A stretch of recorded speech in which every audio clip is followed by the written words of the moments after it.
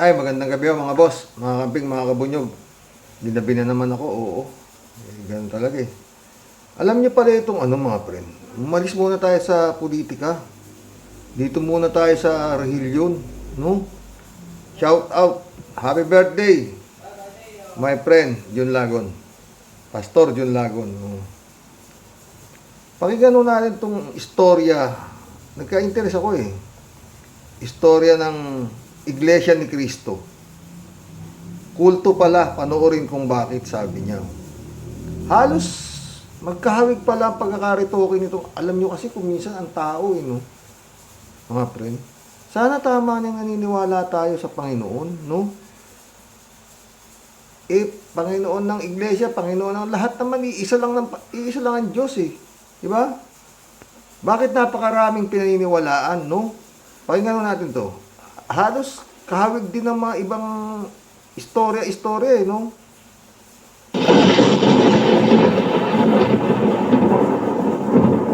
Itinatag ni Felix Manalo ang Iglesia ni Cristo sa Pilipinas noong 1914.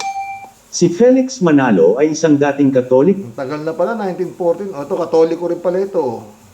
na iniwan ng Katolisismo noong kanyang kabataan. Nag-eksperimento siya sa pamamagitan ng pagsapi sa iba't ibang relihiyon.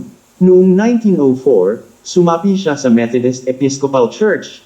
Naghanap din siya sa iba't ibang denominasyon, kabilang ang Christian Missionary Alliance, at panghuli ang Seventh-day Adventist Church noong 1911. Nag-umpisang magtayo ng kanyang Di ba si Kibuloy kung saan-saan din relihiyon hanggang sa nagtayo rin siya ng sarili niyang kulto. Di ba?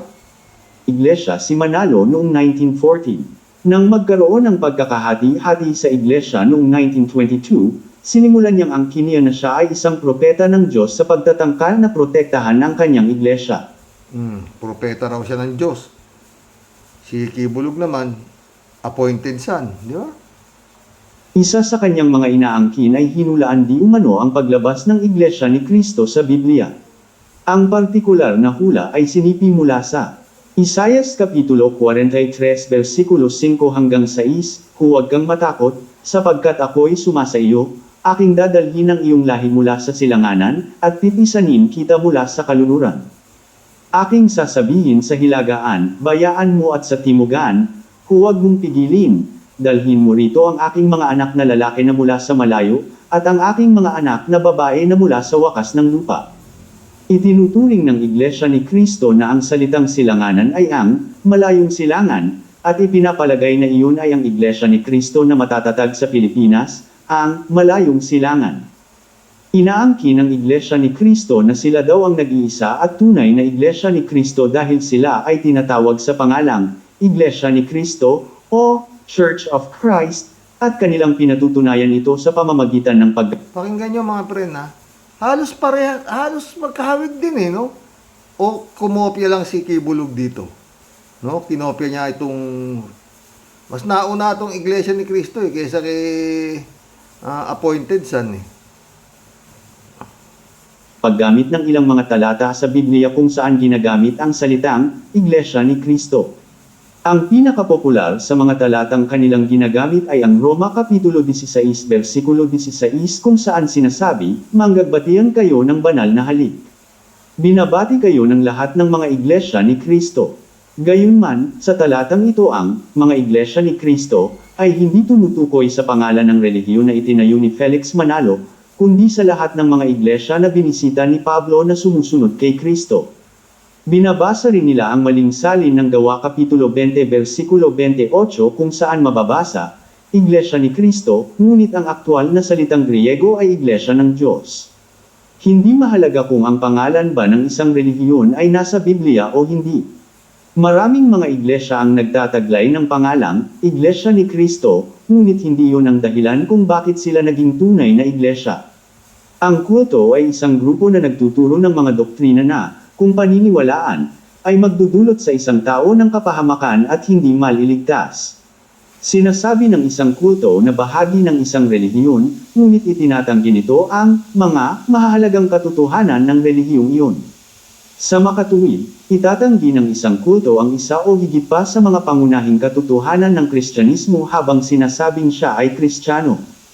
Ang dalawang pinakakaraniwang turo ng mga kulto ay si Jesus ay hindi Diyos at ang kaligtasan ay hindi lamang sa pamamagitan ng pananampalataya. Nakalulungkot na habang inaangkin nito ang sarili bilang tunay na iglesia, ang iglesia ni Kristo ay nagpapakita ng mga pangunahing elemento ng pagiging kulto. Itinatanggi nila ang pagka-Diyos ni Hesu Kristo, gaya ng ginagawa ng lahat ng kulto at ng mga Yun ang sinasabi. Para sa kanila, si Jesus ay hindi Diyos. Ang tawag nga nila, kapatid. Hindi Diyos si Kristo para sa iglesia ni Kristo. Eh. At yun nga, hindi mo maintindihan ang ng utak ng tao. Sa dami ng nito, naloko. Naniniwala dito, no? Nakakapanindig balahibo. Kaya tignan nyo, isang tawag lang ni Manalo. Milyon ang dumating. Para sumunod daw sa kagustuhan ni Bongbong na wag mag-impeach si Sara. Sakit sa ulo, no? Itong iglesia na to. Tuloy. mga bulaang relihiyon, at pinapangatawanan na si Jesus ay nilikha lamang ng Diyos at binigyan ng kakayahan na gumawa ng mga mahimalang gawa ng Diyos. Yun. Yun ang inaano ni Manalo na si Jesus, igilikha lang din ng Diyos, tao lang din yan. At yun nga, para kanila, si Yesu Kristo, parang kanilang kapatid na matanda. At sumunod na nga, si Manalo. Tuloy.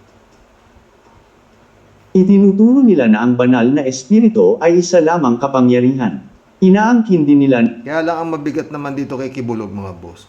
Diniklara niya na siya na mismo ang Diyos. Ladaan sa kanya ang kaluluwa bago makarating sa langit. Dito naman, sa iglesia, pag kayo kasapi sa kanila, ligtas kayo sa dagat-dagatang apoy.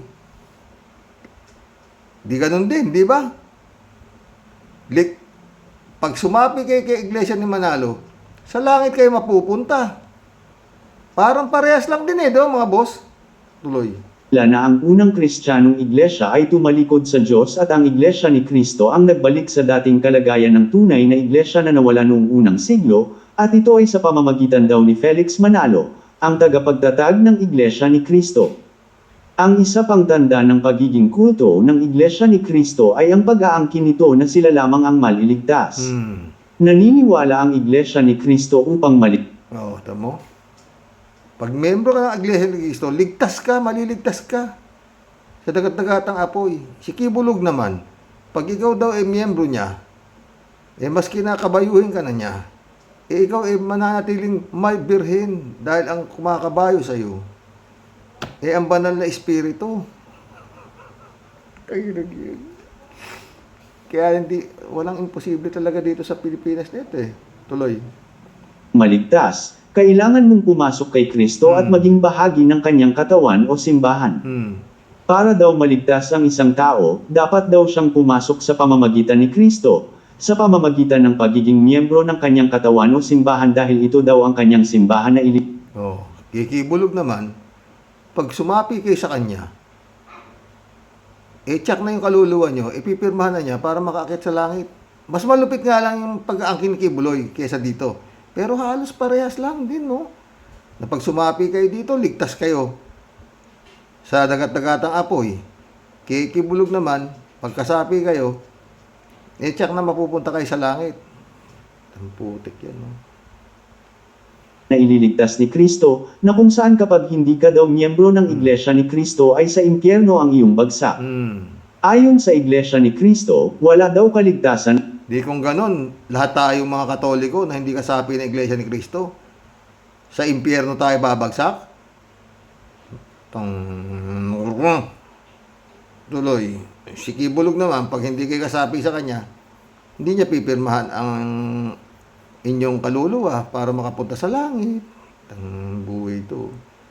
Sakit sa ulo na politika, lalo sumasakit dito sa mga ito San ang mga nasa labas ng iglesia ni Kristo.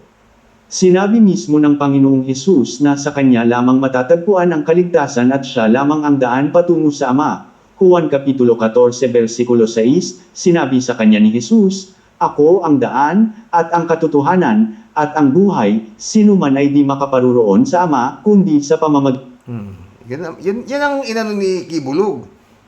Hindi kayo makakarating sa langit kung hindi kayo dadaan sa akin. Ako na nga Nasa katawan ko na si Jesus. Ako na ang bagong Jesus. Ako nga ang appointed son. Puta, anong klaseng utak naman ng mga naniniwala dito, no? Tanginoon. Diyos ko. Uy, magsipag-isip-isip ho kayo. Panginoon, tuloy. Pamamagitan ko. Hindi makakamit ang kaligtasan sa pagiging miyembro ng Iglesia ni Kristo. Ayon sa Biblia, maliligtas ang tao sa pamamagitan ng pananampalataya kay Panginoong Hesus. Yun lang naman. Mga Gawa, Kapitulo 16, versikulo 30 hanggang 31, at sila'y inilabas at sinabi, Mga Ginoo, ano ang kinakailangan kong gawin upang maligtas? At kanilang sinabi, manampalataya ka sa Panginoong Hesus, at maliligtas ka, ikaw at ang iyong sangbahayan. Ganito manalangin ang mga iglesia ni Kristo. Ang panalangin ng iglesia ni Kristo ay paghihiganti Huwag pabayaan ang aming tagapamahal ng pagkalakal. Ama! Ama! Ama, huwag mong pababayaan ang kapatid na Eduardo Manalo! Ama! Para sa iglesia! Ingatan mo! Maawa ka mo! Puta, ano, nakakapanindig balahibo? Ganito ba yun? Amen. Amen. Sabi naman ng mga miyembro niya, oh. Maawa ka po! Maawa ka po! Ipagsanggalan mo sila! Ipagsiganti mo ang iglesia!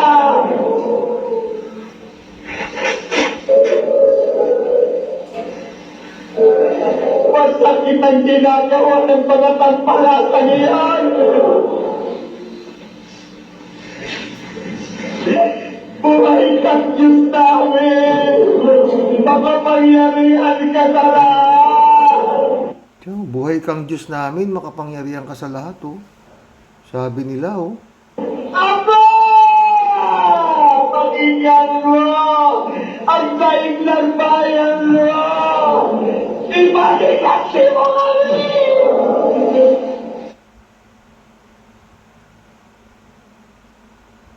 Ang panalangin ng Iglesia ni Kristo ay paghihiganti sa kanilang mga kaaway, samantalang ang itinuturo ng Panginoong Hesus ay ibigin ang kaaway. Lucas Kapitulo 6 versikulo 35, Datapwat ibigin ninyo ang inyong mga kaaway at gawan ninyo sila ng mabuti, at mangagpahiram kayo, na kailanman ay huwag mawawalan ng pag-asa, at malaki ang sa inyo'y magiging ganti, at kayo'y magiging mga anak ng kataas-taasan, sapagkat siya'y magandang loob sa mga walang turing at sa masasama. Narito ang ilang mga katuruan ng Iglesia ni Kristo na wala sa Biblia. Naniniwala sila na kailangan makarinig ang isang tao ng mensahe ng Ebanghelyo mula lamang sa mga ministro at tagapagpahayag na binigyan ng autorisasyon ng Iglesia ni Kristo. Grabe. Naniniwala sila na ang opisyal na pangalan ng tunay na iglesia ay Iglesia ni Kristo. Ang ibang pangalan ay hindi tunay na pangalan ng iglesia at dahil doon sila ay mga palsong iglesia, naniniwala sila na kailangang maging kasapi ng Iglesia ni Kristo ang isang tao upang maligtas. Dapat nilang iboto ang mga kandidatong iniendorso ng kanilang relihiyon. Itinuturing na kasalanan sa Diyos ang pagsuway sa kautusan ng relihiyon. Putik. Dapat silang magbigay ng ikapos Yun ang mabigat doon, mga boss, no? Kaya maraming, lupit. Kung sino yung sasabihin lang iboboto, kailangan sumunod ka.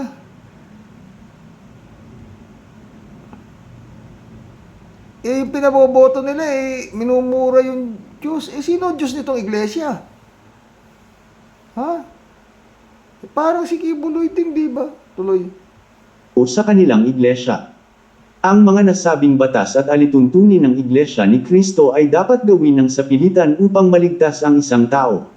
Ngunit itinuturo ng Biblia na ang kaligtasan ay regalo ng Diyos, hindi sa pamamagitan ng mga gawa upang walang sinuman ang magmalaki, mga taga-Efeso Kapitulo 2 versikulo 8 hanggang 9, sapagkat sa biyaya kayo'y nanggaligtas sa pamamagitan ng pananampalataya, at ito'y hindi sa inyong sarili, ito'y kaloob ng Diyos.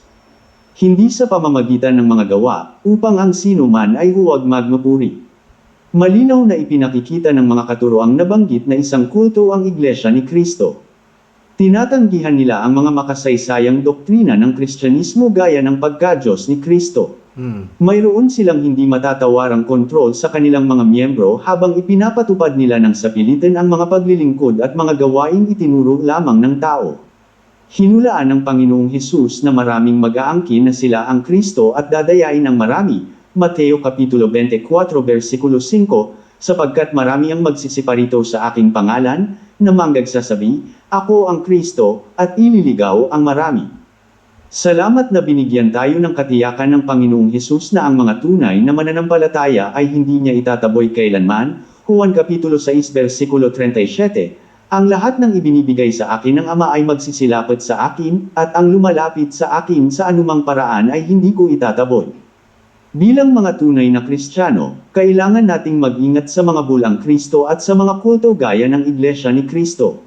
Dapat tayong maging malalim sa salita ng Diyos upang madali nating makilala ang mga nagtuturo ng kasinungalingan.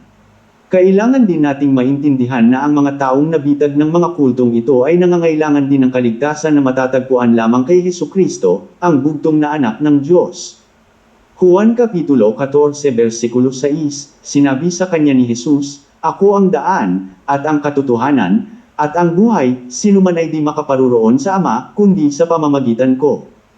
Anong masasabi mo kaibigan sa panalangin ng Iglesia ni Kristo? Ilagay mo ang iyong sagot sa comment.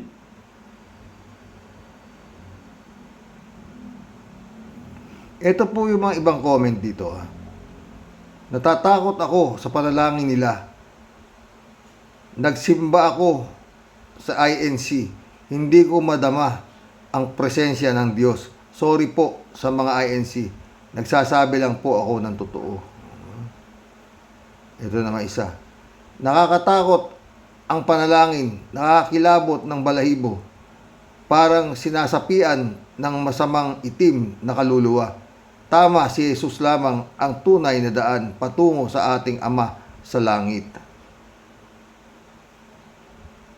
Sabi niya, totoo yung kulto talaga. Kapag ang isang rehilyon ay kinokontrol nila ang kanilang mga miyembro, ay walang kaduda-duda, sila ay mga kulto. Ngunit ang Diyos ay makapangyarihan sa lahat at hindi nga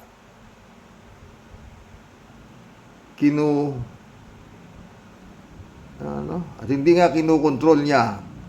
Binigyan niya ng kalayaan ang freedom of choice.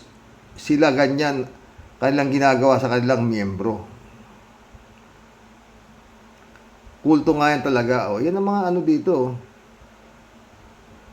Talaga kay Jesus Kristo lamang matatagpuan ang kaligtasan. Hindi kayang pantayan ng sino mang tao ang sakripisyo ni Jesus Kristo. Si Jesus Kristo ay kinoronahan ng tinik, sinibat. Sa tagiliran, sinampal, tinadyakan, pinako sa krus, namatay at inilibing, ngunit hindi napigilan ng kamatayan sa libingan, nabuhay siya muli at may pangako na kung manalig ka sa Kanya ay may buhay ka na walang hanggan. Glory to God, eternal life. Thank you, Jesus Christ. All power was given to Him. Marami pa ito, ganito maano. Alam niyo mga friend, tao talaga kung minsan hindi mo maintindihan. Oo. Kung sino-sinong mga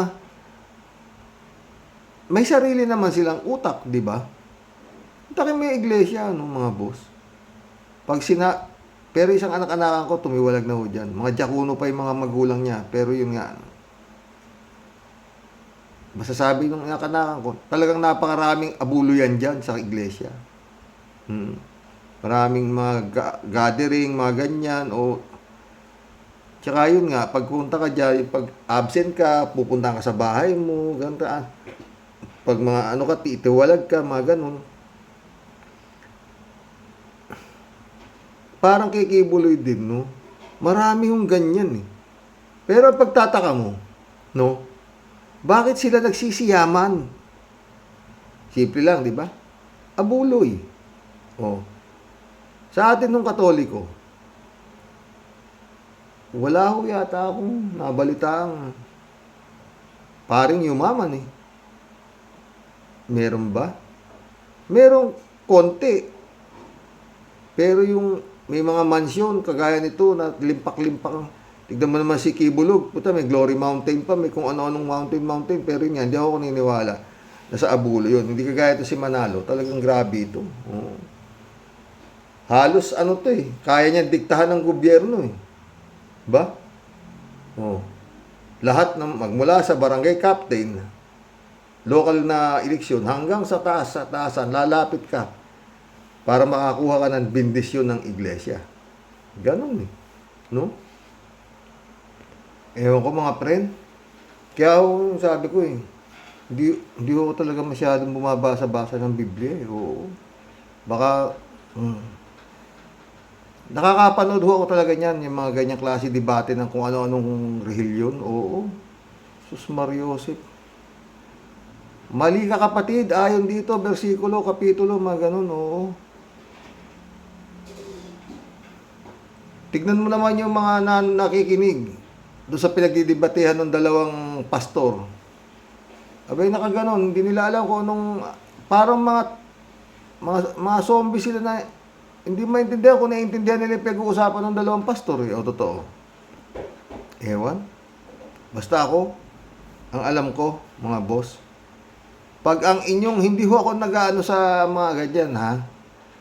Pero pag ang inyong kagaya niyan, dinidiktahan ko kayo kung saan kayo pupunta, kung sinong iboboto ninyo, wala ba kayo utak? Kung sinabi niya na kasalanan pag hindi kayo sumunod sa kanila, sa tinuturo nilang iboboto nyo, o tignan nyo nangyari sa Pilipinas, dahil sa kasusunod nyo dyan sa mga nakamating mo. Lord, eto hong iglesia na ito, di ba nagkaroon na ano nun, yung kapatid niya, saka yung ina niya, tiniwalag niya, dahil nga, yun nga, nagmamalasakit yung kapatid niya sa nanay niya, dahil nga, korupsyon daw dyan sa iglesia, grabe, oo. Pero, ewan. Mga friend, tama na ho yung pagiging Katoliko natin, ano, wag na ho tayo, ano, oo. Wala kang maano. Kagaya nga ho ito iglesia, no, tignan nyo. No? Dito sa amin, no, meron ho mga kapilya ng iglesia doon sa mga baryo. Oo, may tinayo doon isa.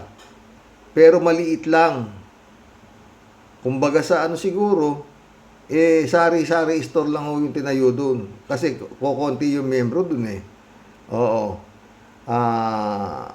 Kaysa bababa pa kayo, dyan na lang kayo. Lalagyan kayo ng isang pastor dyan na nangangaral sa inyo. Ganun eh. Pero pagka nasa bayan, ay malaki. Kunyari, nasa city, gaya Santiago City, mga ganyan. O, malaki yung tatayong chapel. Kasi maraming, kumbaga, parang grocery. Yun mo eh, no? Panginoong Jesucristo. Tsaka yun nga, mga friend. Ha? Yung Kristo, hindi ho nagpayaman eh. Etong mga ito, na nagsasabing sugo sila ng Diyos, putik. Grabeng pagyaman. Makita mo si Manalo, may tagapayong pa yan ah. Pag naglalakad. Si Kibulog, ganun din. May tagapayong din. Para kay mga tanga. No? Tanga no.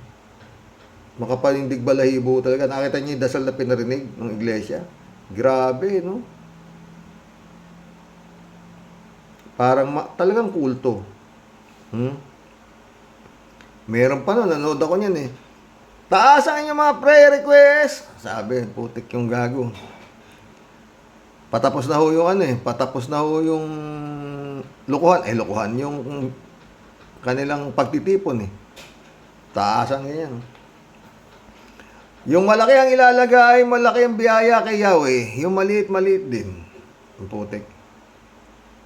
Umulan, nagsipagpayong sila. Sabi na naman nung pastor nila. Yung nagpayong, walang makukuha ang biyaya sa Yahweh. nagpakabasa sila. Puta. Anong klaseng kabaliwan yun? Anong mga friend? Ewan. Mag-collab na ho tayo. Jeff Ramos na, shout out. Magandang gabi, magandang gabi. Ha? Joey Tubileha, shout out. Robin, nakakakilabot kang magsalita. Pa-English-English ka pa. Di mo naman din alam ang pinagsasabi mo. Ito yung comment siya sa akin kagabi. Blessed morning, Karox, and to all warriors watching from Edmonton, Alberta, Canada. God bless po. Stay safe and healthy. Naku, Karox. Off volume muna. No time para ako makinig dyan kay Bigote. DD shit. Kumbaga sa Madyong, Flores yan. Si Padilla. Uulitin ko ulit. Ang sinabi ko, maling pintuan ang pinasok mo. Lumabas ka na dyan. Sumama ka na lang sa amo mo. Sa amo mong si Dorian Dutae pag kinuha na ng ICC. Oy, Robin ha. Huwag kang nagpapaano dyan ha. May pangako ka na pag kinuha nga ng ICC yan si Digong, ikaw ay sasama. Hindi mo siya iiwan ha. Hindi mo na binabanggit yun ha. Andiyan na, parati sinasabi na nandiyan yung ICC, di ba? Pero hanggat wala. Hanggang hindi lumalabas yung masaya niyan pag dumating yung warrant of arrest niyan, kung sakasakali nga, no? Makikita natin kung gaano katibay ang administrasyon ni Marcos, kung weak leader nga siya o hindi, di ba? Joey Tubileha ulit to. Akala mo naman may alam sa konstitusyon. Utot mo, Robin. Binabasa na lang. Mali-mali pa. Yun talaga Kaya nga tanong natin, sino ba may kasalanan yan? Sino ba nagpatakbo dyan? Sino ba pumayag tumakbo yung mga ganyang walang nalalaman sa batas? Gagawa ng batas siya Senado tsaka Kongreso, di ba? Elizabeth Iscare, shout out. Good evening, Xerox. Hay nako, umepal na naman ang pinakabobong senador ng bansa. Naging top pa ito nitong nakaraang eleksyon ha. Pero top siya sa kabobohan. Dapat sipain na siya dyan. Wala sa hulog, kakahiya sa buong mundo, di ba, Xerox? Sinabi mo pa talagang kahiyayaan sa buong mundo. Yan Senado, lalo na pag nadagdag pa si Kibulog dyan, tsaka sila Bumtarat-tarat at si Ipe. Todas, mother pati daughter. Mabuti pa si Ben Tambling. Hindi nagsasalita si Ben Tambling. Joey Tubileha ulit. Si Coco Pimentel naman, tanga din. Pumatol sa mas tanga sa kanya. Non, Joey. Kalat ni, shout out Joey ulit Robin, baterya Robin Padilla. Mag-resign ka na lang. Sayang binabayad namin na buwis para ipasweldo sa'yo. Bukas Sarap-sarap ng buhay niya. Maski mukhang tanga siya, ang laki ng sweldo niya, milyon. Hindi na siya magtatatumbling, di ba? Dyan di ba? Nakakit na yung bigoting ganyan, wala. Hello, may you have a great day. Keep warm. Ingat ka palagi, ha? Sino yun?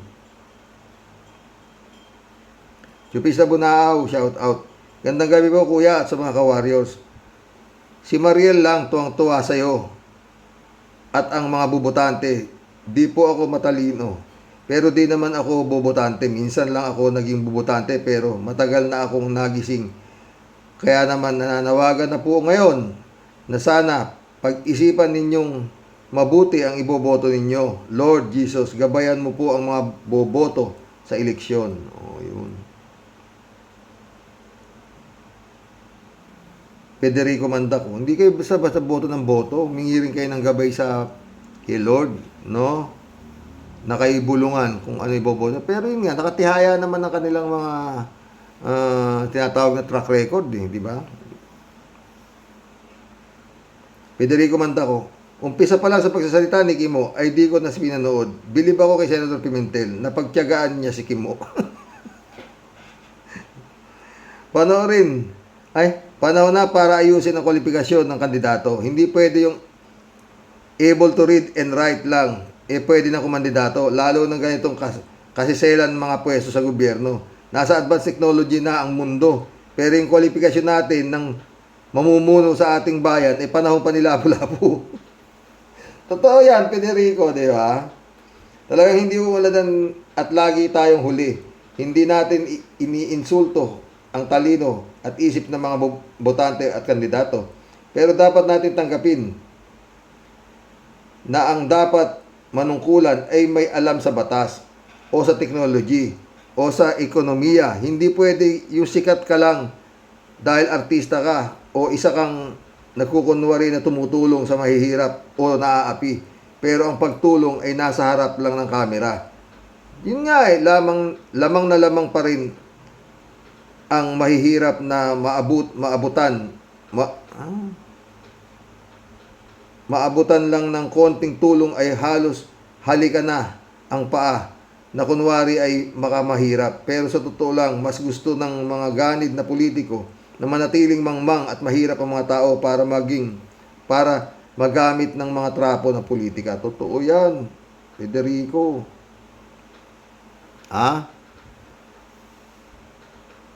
Chupista Bunao dito. Ay, unang may kasalanan dyan, ang Comelec, Kumulik. Ako, iboboto ko pa. Iboboto ko po ang Bunyog. Oo. Sana nga. Joey Tabileha ulit. Sir, tanga na nga ang botante dito. Tanga pa rin ang tumatakbo. At ang Comelec naman, nagtatanga-tangahan. Baka dumating ang araw, tanga na ang tingin sa Pilipinas. Dito lang ang programa natin na walang tanga. Ba, walang tanga rito Chupista Bunao ulit. Ay, ang saya ni Tia Deli. Nagbalik ka na. Welcome back. Oo, totoo. Ay, nako mga friend. Kung kilala nyo lang yan, Tia Deli. Ha? Wala akong masabi sa kanya. Napakabait. At, pag sinabi niya, mangyayari. Elizabeth Iscari ulit Akala siguro nito si Robin, matalino na siya. Ay nako, bumalik ka muna sa grade 1 at doon ka simulang mag-aral kasi nga yung utak nitong Robin pang elementary. Ayoko nang maririnig ng mga apo ko ang kabubuhan nito at wala naman silang matututunan diyan. Napakatalino nito sa mga pinakabobong tao. Ha?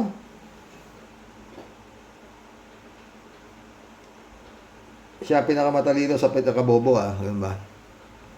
Elizabeth Iscario. Naging senador yan para sa mga Duterte at hindi para sa bayan. Di ba, Sir Rox? Tapos, umaastang may alam kuno. Asang ba utak nito? Nasa talampakan. David Alin Mendoza, shout out. Good evening po, Karox. May panukala palang bata si Robin, Sili. At medical cannabis pa ang gusto. Bagay na bagay sa kanya para maging legal ang paggamit ng marijuana. Ang dali pa namang makakuha ng reseta sa mga quack doctor dyan sa atin. Diba? Elizabeth Iscario ito. Ito kasing Comelec, di dapat pinapayagang kumandidato ang ganitong klase. Ang walang pinag-aralan, ang kailangan talaga college degree na marunong gumawa ng batas at para umusad naman ang ating bansa. Kasalanan talaga ito ng Comelec. Dapat pag-isipan at gumawa ng batas para sa mga kwalipikadong kandidato. Yan ang dapat. Totoo yan. Tayo na mag-apply ka nga ng security guard. Ang daming hinahanap na requirements. Anak ng putik yan, oo.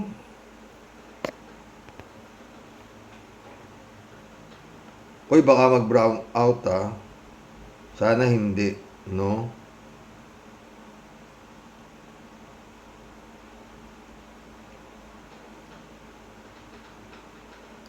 Friend Shervin Sapeda, shout out Tia Delia. Christian Sen, July 7 Alcantara, shout out sa inyo mga friend. Friend Dolor Gracia, Amy Bingson, shout out Bumabati po ng magandang buhay sa lahat po ng Rocky Warriors. Impong Basyang at Team Tia Deli. Sa totoo lang po, Sir Rox, isa po ito sa mga dahilan bakit po ako naglaylo ng konti. Ikaw naman. Grabe pong nakakasuka ang mga ganap, lalo na po pag ang topic itong si Tumulmul Topak na lahat naman po ng sinasabi binabasa Siya po ba talaga wala na pong kahihiyan na natitira? Wala na. Oo. Wala na talaga. Sus Mariosep naman po. Sir Corimao, sana lang po tumigil ka na lang po ng kakangawa na puro wala naman pong saysay ang kanyang pinagsasabi. Paiksiin na lang po natin, ano po, mga ka-warriors. Pagtiisan na lang po natin, ano po, mga ka-warriors. Sana lang po, maawa ka po sa pamilya mo, Mr. Bakulaw. Manahimik ka na lang po. Sana kasi kami po ang nanliliit sa mga pinagkukuda mo. Please lang, lumayas ka na po dyan. Wala pong natutuwa sa'yo. Sobra kang nakakasuka. Kaigi-iging hindi bumaligtad ang sikmura namin. Nakakasira ka ng araw. Nabwisit ka. Maita ulo na naman yan. Mamaya hindi na naman magko-comment to eh. Hindi na magko-comment to. Uminit na naman ang ulo. Alejandro Bidad, shout out. Dapat may lilipad na palad na sasapak sa mukha ng habang nagtatalumpati ang umamin na hindi marunong sa batas. Ba't di ka umuwi? Bakit di ka pauwi? Sus Mariosep. Atay tayo dyan. Friend Sherwin ulit to. Tayo dyan. John Dimango, shout out my friend. Sabi ni Friend Sherwin, siya po ang anay at kalawang na sumisira po sa imahinasyon ng kagalang-galang na institusyon ng Senado. Kasama po siya sa mga ibang senador din na dapat po silang pagbuhol-buhulin kasi puro din po sila mga walang silbi. Kasi katulad niya rin kung inutil, puro mga walang laman ang utak, kundi puro abo. Bato sa langit, tamaan po wag mabwisit. Real talk lang po tayo. Wag po kayong pikon, mga sir. O, diba?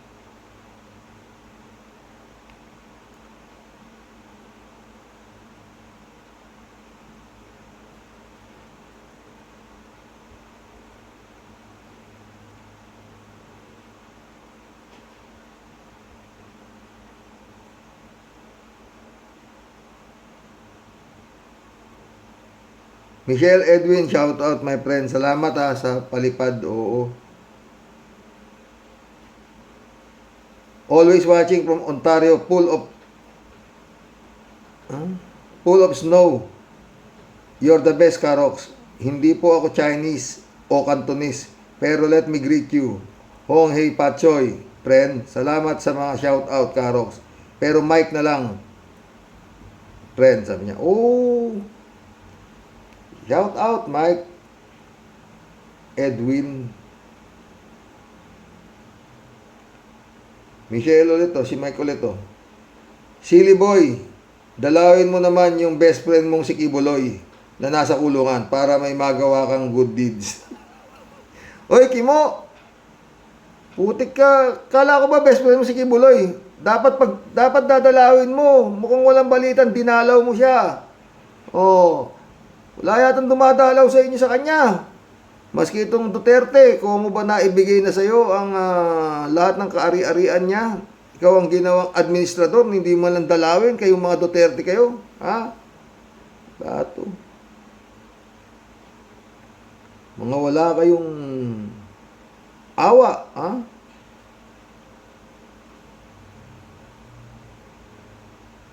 Kita nyo nang nagmamariang palad na lang yun dun eh. Sabi na ulit to. Ang meron kay Digong, pera po. May pera ka, makapangyarihan ka. Ay nako kuya, baka nakakamada na naman ang resulta, tapos na naman ang laban. Sana di po naman mangyari, kundi tapos na naman si Juan de la Cruz. Chupista, binakamada pa lang siguro. David Alin Mendoza, Karox, may nagkomento na di kailangan si Kimo sa Senado. Baka kasi po, ang nasa isip niya ay kailangan ng jester or joker or entertainer sa Senado. Kaso naging 2 o 3 pa silang mga jester sa Senado, si Kimo, si Bato, at tumahabol pa si Bong Ogag. Kapag minalas-malas pa po tayo, madadagdagan pa ng ipe na depektibo. At monti ko pang nakalimutan si Willie Bumtarat-tarat.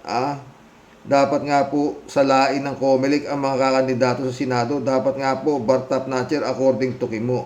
No? Bartapner, oo. Kimo ka, oo. Hoy! Mga pre na, si Bato, ang pamagat pala ng lupang hinirang sa kanya, ang ating pambansang awit, bayang magiliw. Meron pang isang Senado dyan. Oo, kakala mo, nakalimutan ko na. Ang pambansang awit sa kanya, ang pamagat, bayang magiliw, hindi lupang hinirang. Maganda mag-grand standing yung senador na yun. Alam mo kung sino ka. Malakas ka lang sa media eh. Tignan mo si Bato, todas. Trending si Bato dahil nga ang ano sa kanya ng pambansang awit bayang magiliw. Patay tayo dyan.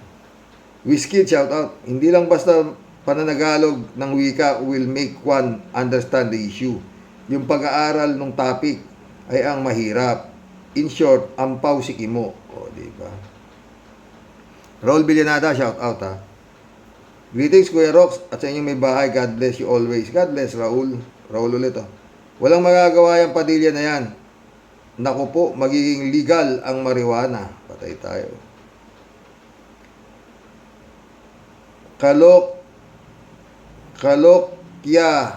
Kalokyal Sen Chang. Welcome to the club. Kalokyal Sen Chang. Natatawa naman ako sa mga comment about Robin. Talagang nakakatawa. Joel Molina, shout out. Sino kayang senador ang aayon sa panukala ng isang walang alam sa batas? Siya rin ang may sabi. Di ba? Totoo. Bong Tupa, shout out. Si Digong ang nagpatakbo at nagpapanalo kay Robin. Yun nga 3J Shop, shout out my friend. I've been saying that for a long it's time. Pati si Bato at Bongo, di ba? Mga creation niya yan Whiskey di nag-English din tong nag-English din tong damuhong ito. Hindi niya nga alam ang sa Tagalog kung ano yung ini-English niya, di ba? Roelio Asuncion, shout out. Karox, Código Pamor. Roelio Asuncion. Karox, inom tayo ng Losartan. Yun na nga tayo dyan.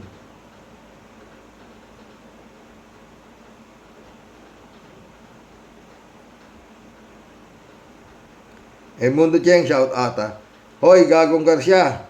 Ito yung isa mong produkto na pinapasok mo sa Senado. Isa pa lang yan. Kumad ka. Nga ba? Rodolfo Dominguez, shout out. Padilla, putang kayo ni Digong sa China. Punta kayo ni Digong sa China. Puro salita mo, kababayan, pero sa China pinagtatanggol nyo. Leche ka, bobo. Ngayon ang ulo ni Rodolfo Dominguez. Welcome to the club. Mundo Cheng ulit Wala namang gaano bumoto sa kupal na Padilla. Ang unang bumoto sa stupidness Padilyang yan ay si Kurakot Kapal Garcia. Pangalawa, ang mga Duterte at mga tuta. Hoy, Robin, may dila ka pa ba sa kahihimod sa puwit ng amo mong si Digong? Lupit naman nito si Edmundo, totoo. Batang kali rin kasi yata ito Oo, sa Blooming Street. Kilala niya Sendong Mundo ulit Wala namang gaano bumoto sa kupal na yan. Ay, nabasa ko na ito.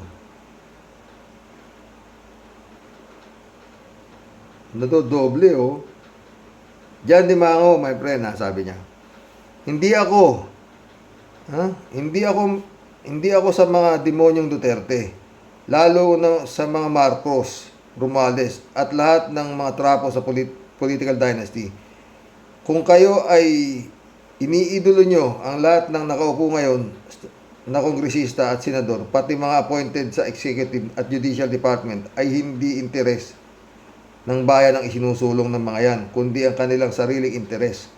Lalo na ang mga humihimod sa tumbong kung sino ang nasa poder para lang maproteksyonan ang kanilang puwersa at isasantabi ang nararapat sa bansa at mamamayan. Totoo yan, John.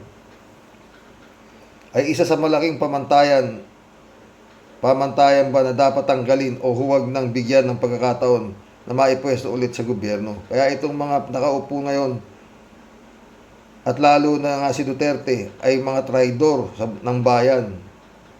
Kaya kayong mga panatiko na pilit sinasarado ang utak sa totoong nangyayari sa motibo, mga politikong ito ay dapat una rin kayong sisihin sa anumang kahirapan at nangyayari sa bansang ito na dapat sana ay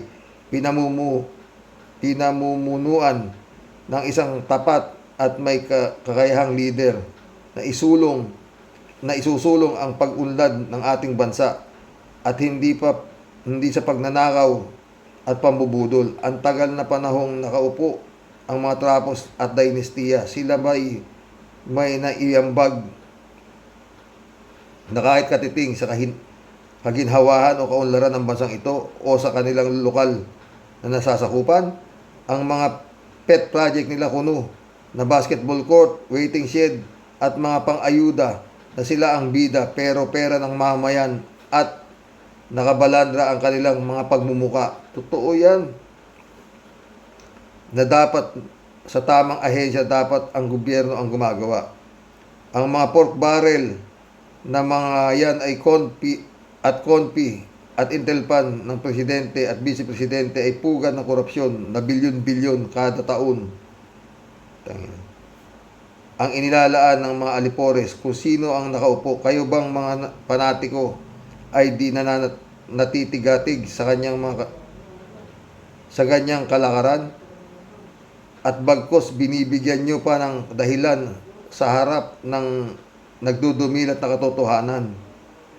Mahirap manalangin na sana tamaan ng matinding sakuna ang bansa at malipol ang mga bobo at traidor sa bansang ito at sumibol ang bagong henerasyon at mga matuwid na patriotismo, disiplinado tulad ng bansang Hapon at Singapore. Nakilalang mga disiplinado ang tao. Sa mga panatiko, gumamit man naman kayo ng critical thinking. Hindi kayo nabubudol. Bakit tayo nauungusan ng katabing bansa natin na dati ay laking agwat natin sa kanila? Totoo yan. Ay dahil na rin sa mga tulad ninyong mga loyalista at panatiko. Maraming may malalim na kakayahan dapat di matawarang integridad na gustong mamuno nang dahil sila ay di sikat at sa mga mamayan ay mas nailuluklok ang mga sikat at kawatan na walang alam na gawin kundi magpasikat, mangalipusta at magdikta sa kung sino ang nakaupo at mapagmataas na sila ang dapat sundin at bingi at sa hinaing ng kanilang nasasakupan. Kapakanan ng bayan. Totoo yan, rin. Mundo Cheng ulit oh. Boss, ang nauna ay itlog. Kasi unang ginawa ng Diyos ay si Adan. Kaya itlog ang nauna, kaya si Robin ang tanga na bobo pa. Si Adan bang inuna? Ewan ko. Hindi ko alam yan. Kung sino nauna, si Adan o si Eva. Basta sabi ni Kibuloy, ang mga bakla ay likha ng demonyo. Sabi ni Kibuloy yan. Kasi wala raw nilikha si Panginoon na bakla. Anong gago? Imundo Cheng ulit. Kibuloy, anak daw ng Diyos. May anak ba ng Diyos na may ubo at sipon At baka may herpes pa yan. Mundo Cheng ulit oh. Ang gagamot kay Torion ay si Dr. Maruya at lahat ng mga naniniwala sa kabayong timbalan na yan ay siguro may magkakahawig silang lahat. Yet Gibara, shout out ha. Bugok yan, sayang ang pera. Nakalaan dyan, marami nang matutulungan yan. Humarap ka sa salamin at kausapin mo sarili mo, baka sumagot, turuan ka ng tamang gagawin mo. Aral pa more. Mundo Cheng ulit oh. Dapat lahat ng magnanakaw sa gobyerno ay bitayin kasama na mga mangbabatas, unahin na mga senador na Dorobo, Revilla, Jinggoy, Cayetano, Lapid, marami pang iba. Wala nang natira. Si Senador Risa Ontiveros na lang. Mundo Cheng ulit oh. Dapat may masampulan tauhan ng mga nasa gobyerno na tiwali sa tungkulin at itumba para makaisip sila ng tama. Oh. Mundo Cheng ulit. Mga manbabatas, sana mawala na ang mga family dynasty dahil isa yan sa nagpapahirap sa bayan.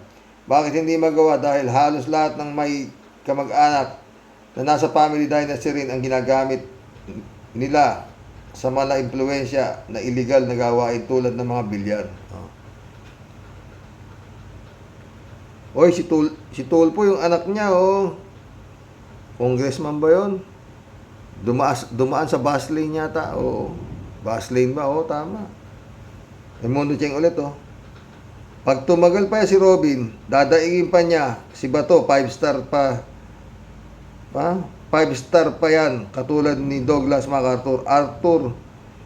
Douglas MacArthur. Si Digong lang ang nagtaas kay Bantag at Bato. Katawa, walang mga utak tulad ng mga amang Duterte. Ramon Valencia, shout out ha. Bossing, hindi kaya nagkarga yan? Tayo na, nainayubak na yan. Ba ang pinapasahod ng gobyerno, parang nasa pinikulang tabing lang. Hindi naman pala alam yung sinasabi. Less talk, less mistakes. Ay, yun nga, gago eh. Hindi mo barkadahin si Lito Lapid. Oh. Gusto pa kasi pumagitna. Lagi ko kimuka eh, Ramon Valencia ulit. Ilang taong ko ba natitira sa kompedyante na yan? Anong ilan sa 2028 pa yan, Ramon, pagtitiisan yan? Dapat ang pinasagot lang niyan, yung mga dala niyang baterya. Doon din siya nagtatanong eh. Yun yata ang gumagawa ng panukala niya. Pinapanukala niya. O yun nga, ang problema nga, yung ginagawa ng baterya niya, hindi niya rin alam eh. Hindi niya maintindihan. Oo. Kalat ni Baya ulit. Sile, kasani, ayaw ko ng patulan niya si paring Robin. Baka mapurol pa ang utak. Mapurol pa ang utak ko at baka maging sili pa. Kaliit ang karga ko, mahirap na. Di ko type, masayang ang panahon. Gagong senador na yan, patay tayo dyan. Kinagalit ka naman eh. Ted, si Ted. Naku, Kimo, dumali ka na naman. Ito na naman to si Ted. Ano ka mo? Ang isusulong mong batas? Medical marijuana. Bakit kung isusulong mo pa lang hinihit-hit mo na? Para ka kasing hilong talilong na nagpapaliwanag sa Senado hindi mo masiguro ang bago at luma na pala. Saka nagdala ka pa ng mga baterya mukhang mga expired na. Saka mo, pakiusap lang. Tabasin mo na ang iyong bigote. Parang buntot ng baboy eh. Kumukumpas din pag nagsasalita ka. Kimukaw. Shirley J. Sir, shout out. Parang naligaw ako dun Karox. Anong klaseng senador tayo meron ngayon? Nagka-leche-leche na tuloy. Ang gulo. Wala po akong naintindihan, Karox. Anak ng teteng. Naman talaga, oo. Pag minalas nga naman ng Pilipinas, tuloy-tuloy. Tayo na may parating pa. Yearly ka. Yan, sila tarat-tarat. 3J Show ulit. Sabi ko na nga kanina, ang layo ng sagot ni Kimo sa paliwanag niya about medical cannabis. Sabog na sabog ang eksplanasyon. Walang direksyon. Nalintik ka na. Baka nag-sample ito ng medical cannabis. Magwala na ito sa Senado. Totoo. Daming ito. Kimo ka, wala ka sa ayos. Normando Reyes, shout out ah. Hay nako. Pag pumatol kay Kimo, para kang pumatol sa ugok. Tawa ni 3J Show. Di mo naman kasi matiis. Ang sarap naman kasing kutusan itong Kimo. Nakakahiya, sobrang nakakahiya itong Kimo. Totoo. Alam yung artista, hindi ka magiging mahusay na artista pag marunong kang mahiya. Dapat wala kang hiya eh. Totoo. Faith and Trust, shout out. Si Rox, malaking kahihiyan niya si Robin sa bansa natin. At iba pa niyang grupo. Isa sa pinakamataas na hanay ng gobyerno, tapos yung mga naririnig mo. Sumakit ang ulo ko niyan kay Robin at lalo akong nabobo. Robin ka. Normando Reyes ulit ito. Pagka number 1 sa Senado ay gagawa ni Digong. Yan ang pamanan niya sa bayan. Ang gaguhin at tarantaduhin ang Senado. Hindi ko lang talaga maintindihan bakit bahag na bahag ang buntot ni Marcos sa mga Duterte. Parehas tayo, hindi ko rin maintindihan. Shirley J. Zero, welcome back, Tia Deli. Masaya na po si Carox. Oh. 3J Shop ulit oh. Hala, gising na pala si Tia Deli. Ano, kumusta ka na? Sa susunod na magta-time off ka, magpapaalam ka muna sa amin para pirmahan namin ang leave of absence mo. Joke. Basta masaya kami kasi magbabasa na naman si Sir Rox ng nobela mong comment. Ang saya natin dito ng mga friend, di ba? Walang para lang tayo magkakaibigan, magkakapatid, di ba?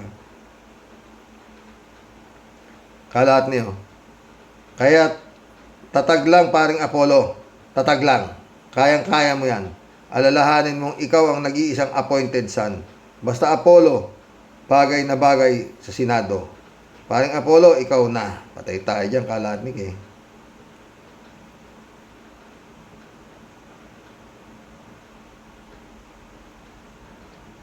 Kalatnik ulit. Good afternoon, Kasani. Banat lang. Kasani, bakbakan mo ng bakbakan ang mga boplax na yan. Get well soon, mga bear. God bless. God bless your family. God bless, Kalatnik. Oo. 3J Show pa yun. Maano siya siguro by February. O, ma-schedule na yung sa katarak niya. Oo. Si Rox, kung ako ang mag-i-interpolate, si Rox, kung ako ang mag-i-interpolate dito kay Kimo, tatanungin ko muna siya, what is medical cannabis? May research ka ba tungkol dito? May nakausap ka bang mga doktor, pharmacy, scientist, na may kalalaman sa marijuana? Meron ba? Yun ay itatanong mo. Sasabihin lang sa ni Kimo, ma'am, alam mo ma'am, no comment ako dyan. Anong parstasis? Tayo na ang Kimo ka. Bar Tapner daw si... Kita mo na, Bar Tapner eh. Si Coco Pimentel. 3J Show po nito. Ano ang koneksyon ng COA sa medical cannabis? Di ko mag-gets ang explanation ni Kimo. Talagang hindi mo mag-gets. Mahirap kasi maging Kimo eh. Oo. Para bang tinanong siya ni Pimentel, anong pangalan mo? Tapos ang sagot ni Kimo ang nangyari sa Israel o sa Europe. Hindi lang ang layo ng sagot sa tanong ni Senator Pimentel. Ni walang koneksyon sa tanong na ang sagot ni Kimo. Yung mga baterya niya, kung di man kasing stupid ni Kimo, baka nahilo na rin. 3J Shop ulit Imagine mo na lang, Sir Rox, kung matadagdagan pa ng isang ipi at isang bumtarat-tarat ng Senado, I don't even want to think about it.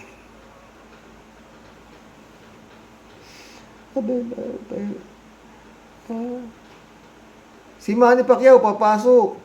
Para tuloy na nagbalik tanaw sa akin nung nakaharap ni Manny Pacquiao si Franklin Drilon. Putik yan. Tangin. Kalunos-lunos ang Senado. Imaginin mo kung maging presidente pa yan ng Pinas. Ayawan na talaga. Huwag ka nga. BGC, okay. Ang mag-i-endorso dyan, si Panelo, baka kala mo. Isang mahusay na abugago, ah. Parli Pulido, shout out. Naghahanap si Senator Robin Padilla ng donor na naka-schedule. Brain transplant niya. Okay. Parli Pulido ulit, oh. Ay, nabasa ko na to. Marilo Pabianak, shout out, ah. Good noon po, Tatay Rox, at sa mga ka-warriors, hindi po lamang ang feeling ko na nalulungkot. Mas nakakagalit sa mga taong nag-udyok para siya kumandidato. Mas nakakahiya at nakakadismaya na ganitong klase ng senador ang naglalaro sa plenaryo. God bless po Philippines. God bless po Astay at sa mga ka-warriors. God bless Marilo Castro, ha. Mission accomplished mga boss. Friend Mike, salamat ulit sa tulong mo, ha. God bless mga friend. Patay tayo dyan. Di ba tama ako mga boss? Halos magkakamukha lang nito mga putik na pastor-pastor nato eh. Puro pang sarili lang nila, totoo. Alam mo kasi dito sa Pilipinas mga friend, meron ka lang hawak na Biblia at ako po ay dating ex-convict, ngunit nung ako po ay nagbalik loob kay Kristo, ganyan. Eto mga patotoo, ako po praise the Lord, patay tayo dyan, butik yan. Kawawa at mga tanga nito. Tama na ho yung maniwala kayo may Diyos.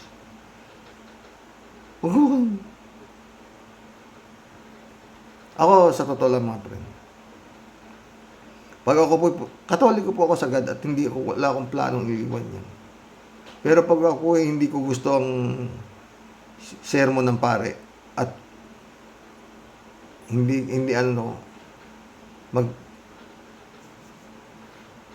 total nakausap ko na siya, uuwi na po ako, hindi ko na ho tinatapos sa misa. Pero pag gusto ko ang sermon maganda at magagandahan ako, tatapusin ko po. Ganun ako. Parati ko naman kasama, maski ako. Hanggang mamaya, mag-uusap na naman kami, magdadasal na naman ako. Yun lang yun eh. Huwag nyo na akong pahirap. Lord. Ewan. Good night mga boss. God bless.